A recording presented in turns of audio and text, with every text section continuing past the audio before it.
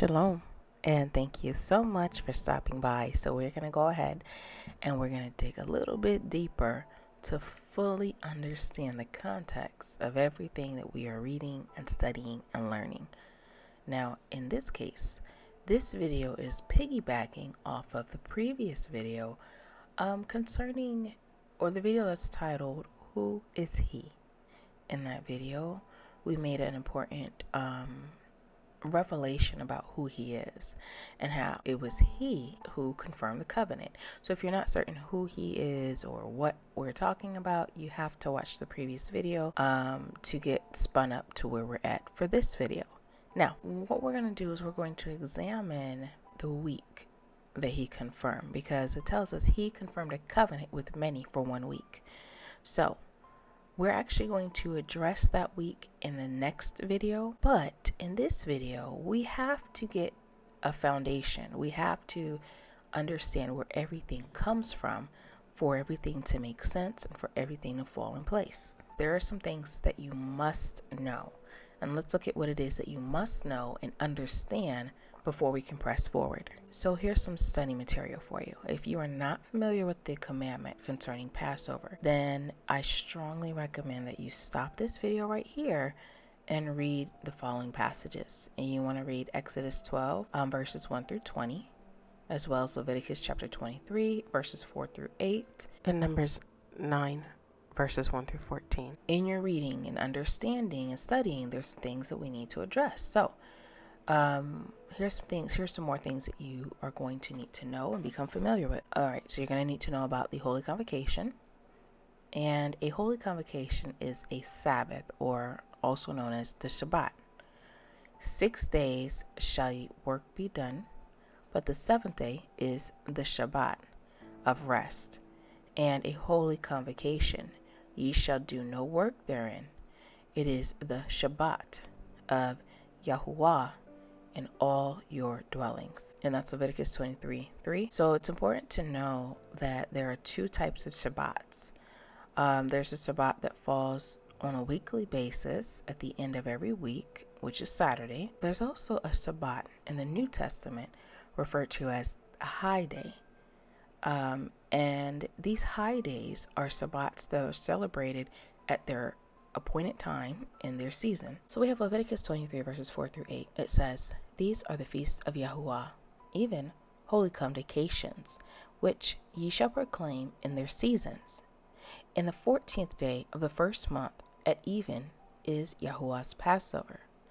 And on the 15th day of the same month is the feast of unleavened bread unto Yahuwah. 7 days ye must eat unleavened bread. And the first day ye shall have an holy convocation.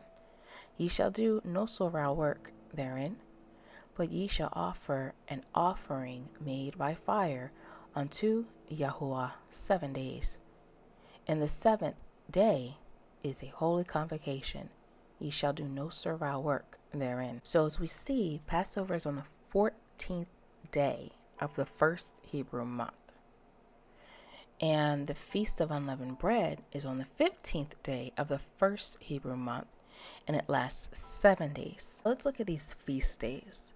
Passover is a 1-day feast, but commonly called Passover week because it starts everything. The Feast of Unleavened Bread is a 7-day feast that starts the next day after Passover. So in total, it's an 8-day feast. Now, we have to understand Shabbat days. First day of the Feast of Unleavened Bread is a Shabbat day. This Shabbat, because it's not your regular weekly Shabbat, is what is considered a high day. So I know I've mentioned that a couple times before. It's just important that we really understand that part of it.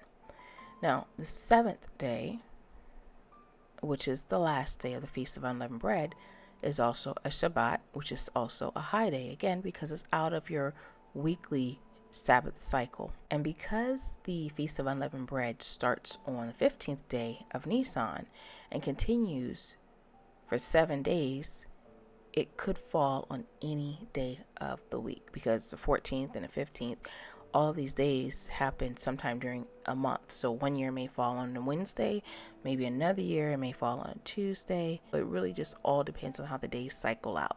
It's not like, oh, every single Saturday. No, these feast days are specific to a certain day of the month, which could fall on any day of the week.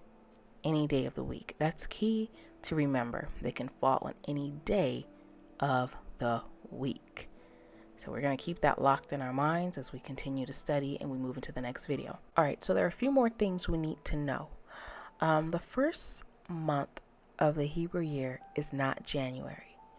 The first month of the Hebrew year is Nisan, and it's also called Abib. Actually, biblically, the old name was Abib. I believe that modern day it's called Nisan, but if I'm wrong, feel free to correct me.